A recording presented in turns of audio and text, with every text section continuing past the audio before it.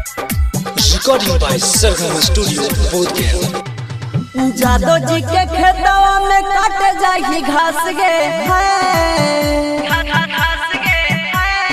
जादो जी के खेतवा में काट जाही घास गे हसुआ के बेट देता धोड़िए में धंस गे जहिया पकड़े में तहिया ले ले तो कलास गे हसुआ के बेट देता धोड़िए में धंस गे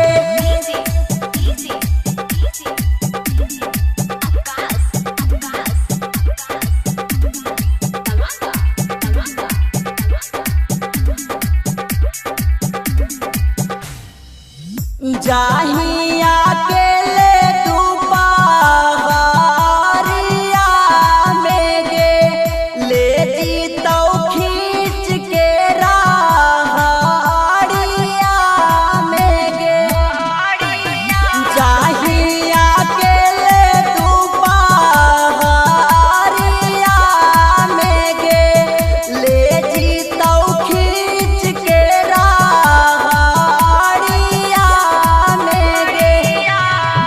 तो बारा दास नहीं फूले लगता सास गे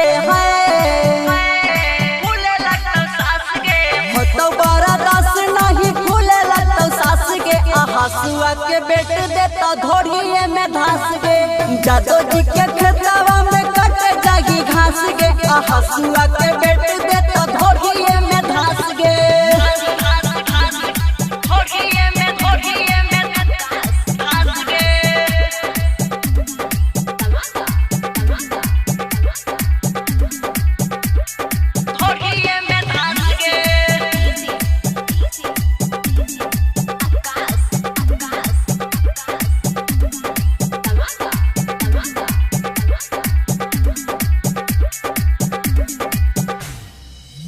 जाके निहुर जाही आरिया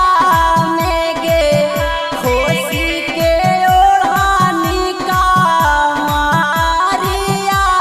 में गे जाके निहुर जाही आरिया में गे खोसी के ओढ़ानी का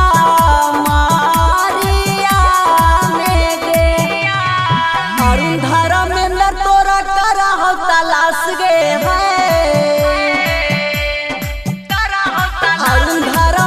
तोरा करा हो तलाश गे हसुआ के बेट देता धोड़िए में धंस गे जादो जी के खेतवा में कट जाही घास गे